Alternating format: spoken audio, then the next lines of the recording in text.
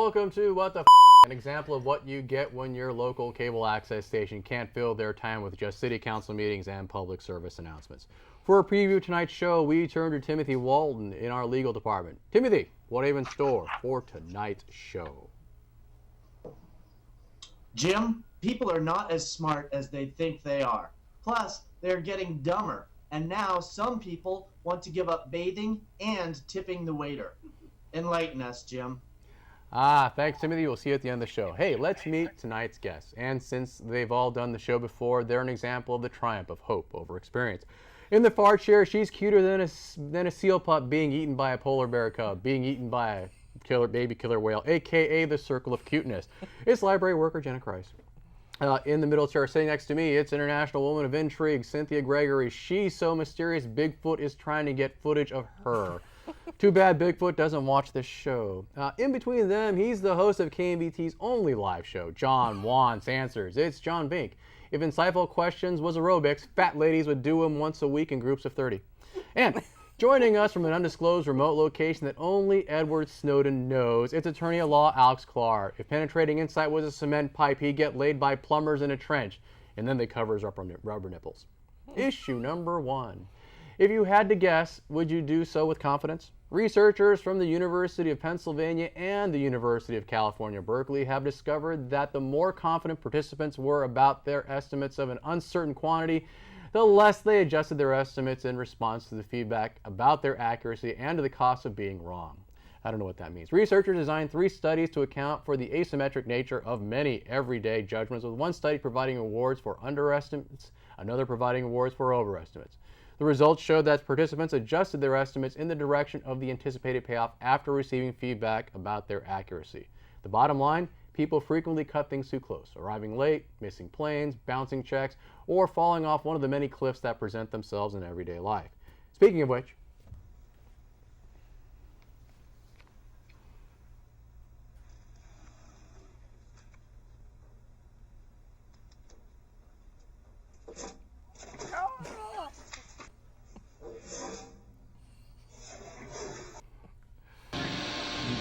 missed it by.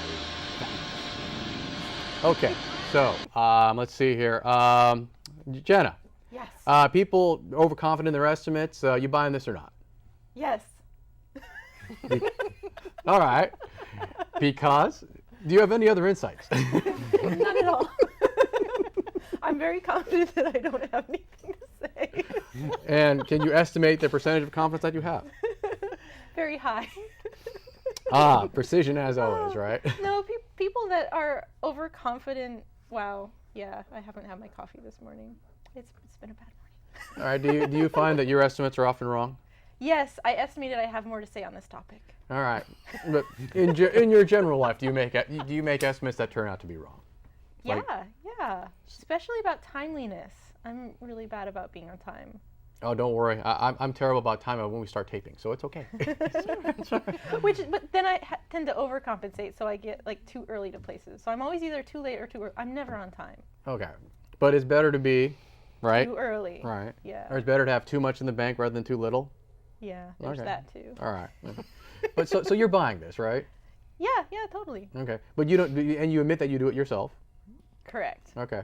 Now, Cynthia, as an international woman of intrigue, what's your take on this? Well, first I want to know what's in it for me. Okay. So what kind of monetary reward am I getting if I give you this answer?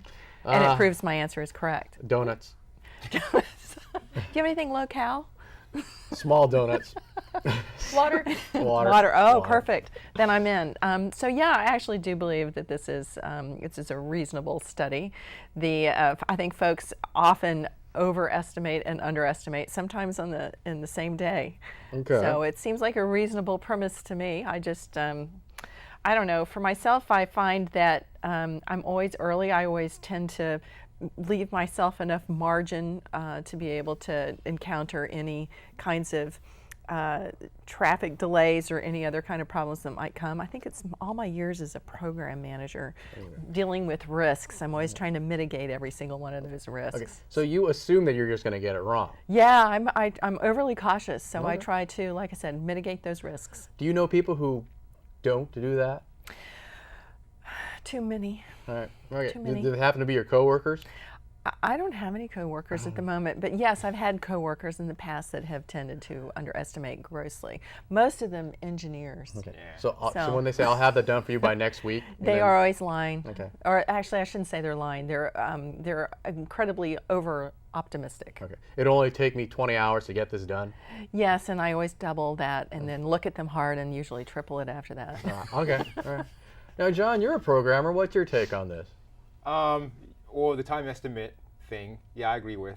We figured out I can do that in 2 hours because I am a very good programmer, and then it takes 4 or 5 hours. Or a day. Yeah. Okay. So do you do this yourself?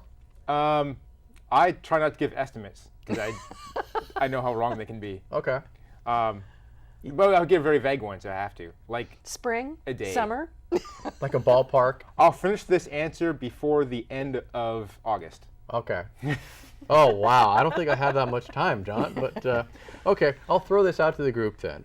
So you guys all buy this, and you guys often you try to compensate in your lives to be overly cautious, right, and conservative in your estimates. Why do you think people get these things wrong so often? Yeah, I'll just throw out, Alex, where are you? I totally forgot about you, Alex. I estimated only 3 guests when I had 4. What's your take on this, Alex? My take on this is that, yes, I agree with this study. People are overly confident in their own knowledge despite errors. I myself am very confident, but that's because I'm perfect in every way. Well, you bill by the hour. Do you ever make any mistakes in your estimates of time? None. My clients are very happy with my work. Thank you very much, Jim. Okay. And you're really confident about that, right? Absolutely, 100%, Jim. Okay. All right. Let's see here. I'll back to the question before I forgot about Alex. Why do you think people make these mistakes, except for Alex?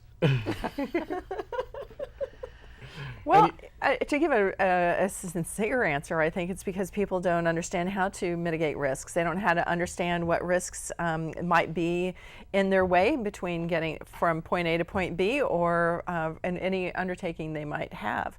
And if they actually thought about the risks that could come up, they might actually give a more reasonable answer or give themselves a little bit more leeway in trying to either manage their finances or manage their time or manage anything else. Or tape a show. Or tape a show. Okay, Yeah, see? Well, we know the risk on this show. That is true. That's true. Besides think you. it's wishful thinking. People want a certain outcome, and so they sort of plan toward that outcome without, like you said, mitigating it. So it's like, I want to have good finances, so I do, and I want this thing, so I'll buy it. And it's like they're not. Okay. They're doing what they want, not what's realistic. I overestimated the time for this segment. So issue number 2. Are we getting dumb and dumber despite higher IQ numbers? Recent studies suggest that humanity's potential brain power is on the decline despite increasing IQ scores. 2 papers from Stanford University School of Medicine suggest that humanity's intelligence peaked between 2,000 and 6,000 years ago and attributes the more recent decline to the failure of social Darwinism. Where the dumb amongst us would die back then, they survive today in the modern society, bringing down the mean. This despite the Flynn effect, which shows modern IQ test score takers scoring better than their older counterparts. Another study measures reaction time, which correlates to intelligence. Shows our reaction times are slower than our counterparts during the Victorian era. Man, they had quick reflex back then. To settle this dispute, we turn to the Moscow Local Operators Union representative, Vlad Leverajov. Vlad, your thoughts?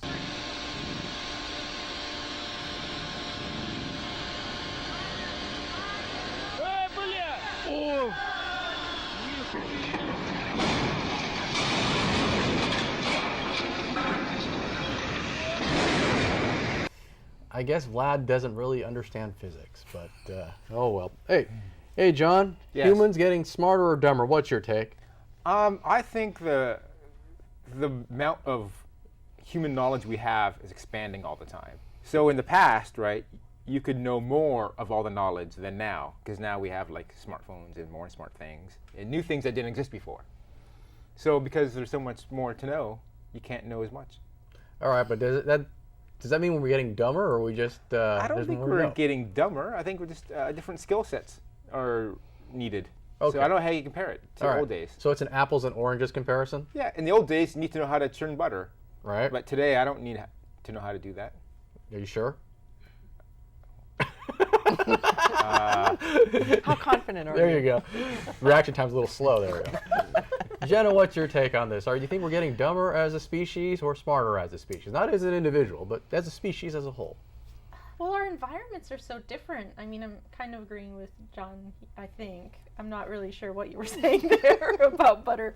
But yeah, our environment is different and the metrics are different. I mean, I get that they were trying to mitigate the changes because, you know, they're like, oh, let's use the old tests and, you know, reaction times over time. But, you know, we're in a different environment. We have different educational systems. It's hard to say, you know, like yeah, apples and oranges.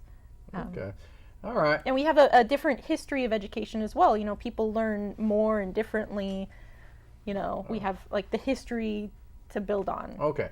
So you guys, I mean, you both are saying that the things that we need to know are different now than they were back then, correct? All right. But the question, I think, is in terms of intelligence, is how quickly we pick things up in a general way. I think that's the measure, not, you know, whether or not it's how to churn butter or how to operate Skype on the computer here. But anyways, Alex, you out there? I mean, there are more lawyers now than there were 2,000 years ago. Is this a sign of progress or the other thing opposite of progress? Oh, The end of Jim, you're going to civilization. get me on a lawyer discussion. I'm not going to talk about that. Let's get back to the main issue. Are humans getting smarter or dumber? And my opinion on this issue is that we're actually at the pinnacle of human intelligence. This is an amazing period. And the reason for this is that basically we have created the best Jeopardy game show contestants, bar none, because of the internet. Pre-1995, human intelligence was based on World Book Encyclopedia or Britannica encyclopedias. But now we've got the internet. So humans, in terms of, if we measure it as a Jeopardy game show contestant, we're at the pinnacle. It's amazing. We're in a new era. It's great. Alex, if it's a pinnacle, then it's all downhill from here, right? I'll have to get back to you on that one. All right, Cynthia, unfortunately, they filibustered, so you only got 30 seconds. What's your take? I'm going to tell you one thing. We're getting dumber. Reality TV shows, Honey Boo Boo, Tiara and Toddlers, it all is the end of civilization as we know it. Do you watch any of those shows?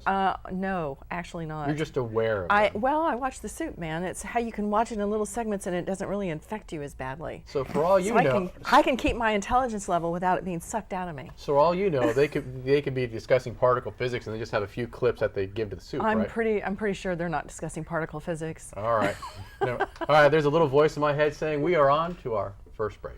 We are back from our first break. Hey, issue number 3, will it be hip to let your bathing slip? A new beauty trend called cleansing reduction may lead people to ditch the daily shower. Proponents reduce their bathing down to once or twice a week on the grounds that too much bathing can strip the skin and hair of essential natural oils.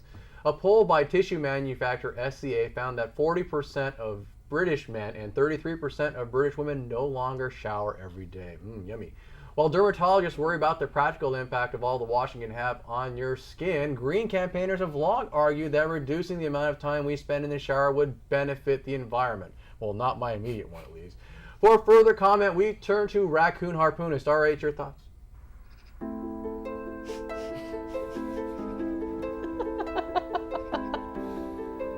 It's awesome.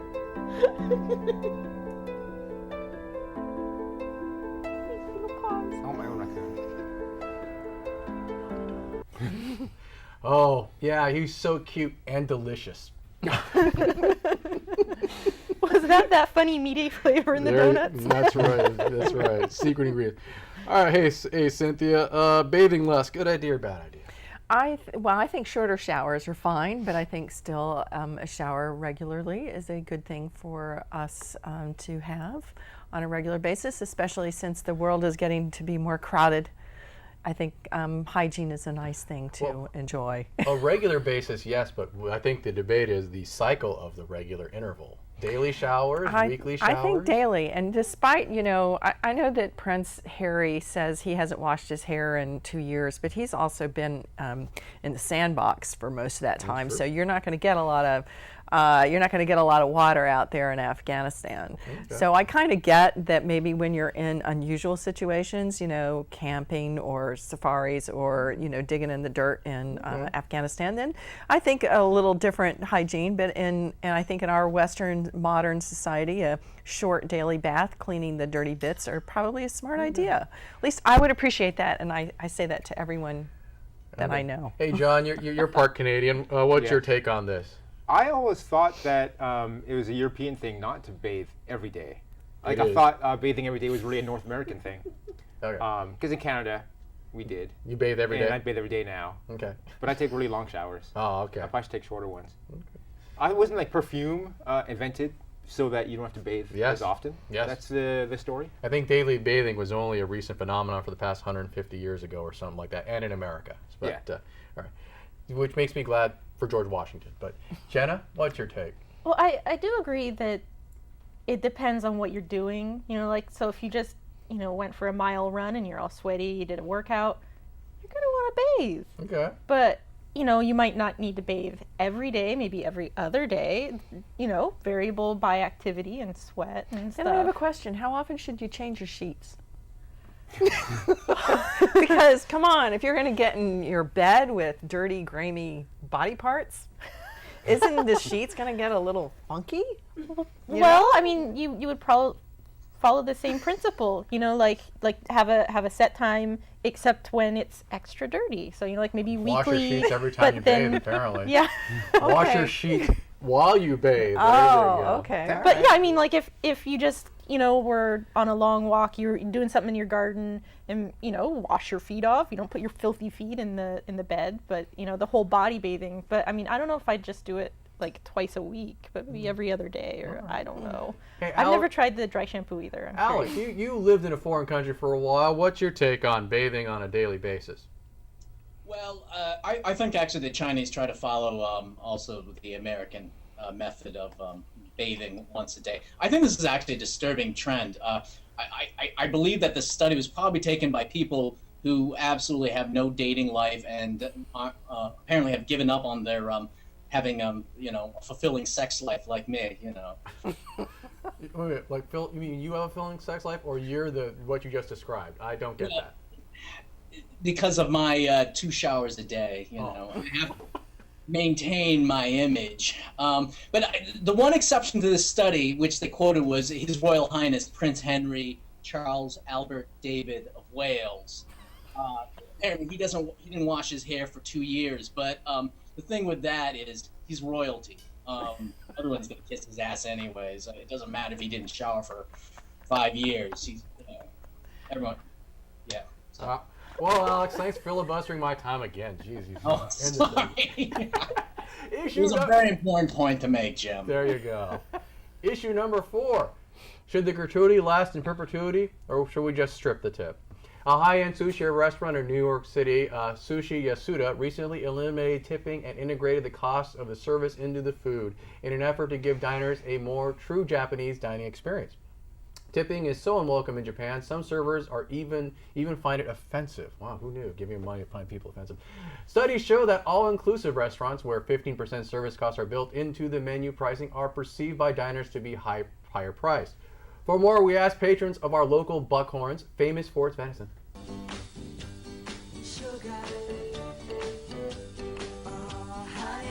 What was that? A deer. Is that a deer? Doe. Oh, deer breaks into the restaurant. It says right there. Doe, a deer. A female deer. Doe, a deer.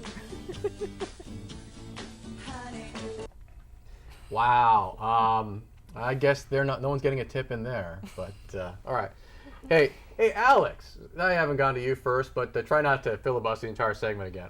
Tipping, should something a good idea or something an idea whose time is expired? Tipping is a good thing. I lived overseas. You get really bad service if you don't tip, so it's a good thing. Okay, I didn't filibuster. Okay, there you go. Okay. Hey, Cynthia, what do you think? Tipping? Well, I'm going to put on my left-leaning liberal hat here. I think we can get rid of tips when we pay servers a living wage, because right now most people who work in the food service industry are not making a living wage, and they require tips to be able to make a full complement of their salary. Okay, but if you pay them a lot of money and then you didn't have the tipping mechanism, how would your service be? Well, it depends on how your customer service. I think it could be really, really good. I mean, you can incent your employees to treat your customers very well. I've been to high-end restaurants in France where there's no tipping or very little tipping, and I got excellent service there. Really? Yeah. French restaurants with excellent service? Yes. And Barbizon, I was there. They had a beautiful meal and beautiful service. Okay. All right. So. All right. Okay. So, all right, John, what's your take? I think tipping has gotten out of hand. So many people want tips these days. You have to tip at hotels for the the people who make your bed. Yeah. You got to tip taxi cabs who don't kill you to get you to your place. Who else do you tip? It seems like too many people. Like, I write software, and Right. no one tips me afterwards saying, that was really good software, here's $1. But do you actually see the person buying your software? No. See, right? So I'm in favor of getting rid of tips, and then there's, increase, the wages of the servers. And if you get bad service, here's what's going to happen. You're not going to go back to that restaurant, maybe. Mm-hmm. So the owners of the restaurant are going to make sure that the employees are really giving good service, or they'll be fired. Okay. So I think that will just work its way out. Okay. Jenna, what's your take? It's really cruel to cows. Yeah? You just Tipping? push them over. Oh, there you go. It's not nice. Well, we don't need to tip cows. We can tip, but tipping humans, good or bad? Hilarious. It's complicated. I don't know. I've read all the articles. I know of the way that they are in Japan with no tipping, and it's an insult. But it's a different culture. I mean, here, people work toward their tips, and I think it would be great to have a living wage. But yeah, I think you'd end up with worse service. Okay. So I don't know. Why do you think? I'll throw this out to the group. Why do you think the tipping rules are different between countries? Why do you think it developed that way? Oh, did I stump you guys again? We have this emphasis on individualism and people. I don't know. I think it has to do with that. Whereas everyone sort of works toward one goal, and I don't know. We're more individualistic here in America, whereas all those foreign countries are all big commie hippies. Yeah, I don't know. Socialist. Socialist Making stuff hippies. up. Maybe food service people just got paid less here, and so they had to get tips, otherwise they couldn't live. Do food service people make more in other countries? I don't know. Right. Yes, they do. Okay. Oh. Some countries, yes. Oh, all right. Oh, gosh. You never talked to Alex. That's right. Check, please. I think we're out. We're finished with our second segment. Hey, we're back from our second break. Hey, if you ever want to send us responses, questions, or snide remarks, our email and Twitter are below. And we'd love to hear from you, even though I don't think Nan's really ever sent anything to me. But that's still the case. But anyways, we are now on to our final segment of the show. This is our fact-checking segment where we find out where we went wrong during the discussion of the show. And for that, we join Timothy Walton in our legal department. Hey, Timothy, how did we do on tonight's show? Jim, I hardly know where to begin. There is so much to discuss, as always, because people make these assertions, and then I try to determine that they're right, and they keep turning out not to be right. So I'm sorry, but we're going to start with the first story. Jim, you can't be both overconfident and accurate. Only Alex can do that. That's true. But Alex, by definition, a pinnacle is the peak. I looked it up. And also, by the way, the internet has not made Jeopardy contestants smarter or better. It's given us cat videos. Yeah, Just ask Siri. and crazy zoom-ins apparently. But oh wow, that's just. I thought I was on a trip for a moment. Oh, I thought I was on a trip for that too. Oh, we had a little Google feedback, Timothy. Your eyebrow was very interesting. Where else did we go wrong? Ratchet though. You need to tweeze. Well, John, you Yeah. might be interested to know that churning butter is a two-step process. You acquire milk and then you churn. Good to know. I'll keep that in mind. A little bit too complicated for a computer programmer, apparently. Cynthia, I have to take issue with a statement you made. Deployment in a desert climb is no excuse for stinking up the place. Prince Harry hasn't heard of Helmet Head? No, that's helmet hair, right? Yeah. Yes. He's just trying to avoid contact with commoners. The great washed masses. That's why I won't return my calls. And oh, by the way, Martha Stewart says, how often you change your sheets is a personal preference, but she recommends once a week. Bathing or no bathing, huh? If you try it, maybe Prince Harry will call. Thank God I changed my sheets this morning. That implies something I really don't want to think about, but Alex, if you want good service, try tipping in advance, preferably with large bills in an unmarked white envelope. oh, well, no, that's a different type of tipping. That was when Alex was an undercover police officer. Serpico. I didn't blow your cover, did I? Did, Jim? You did. Is that why I had to leave Hong Kong? I blew your cover? Those triads. At least you still have all your fingers. Where else are we going wrong, Timothy? Well, Jenna suggested that it's complicated. But Jenna, it's not complicated at all. You simply push really hard on the side of the cow until it falls over. Ah, she might have a beef with that. She apparently has never pushed a cow too far before. Okay, we got a minute left. Moving on. John suggested that tipping has gotten out of hand. Yeah. I don't think it has. In fact, just the opposite. Not enough people tip the fact checker. That's true. We don't tip the fact checker. That's Or why- the on-air talent. Or the on-air talent, for Yeah, that matter. For that yeah. matter, yeah. No, well, no, when they throw vegetables at us, I think that's their version of a tip. I love tomatoes. Yeah, I Me wish too. I wish the vegetables were fresher that they threw at us. I really can't eat them. I don't know what that means. Is that, but anyways. Hey, Timothy, we are out of time. So thank you very much for your poignant and cognizant fact checking. I think I missed the right word, but anyways, thank you for joining us on the show. Later.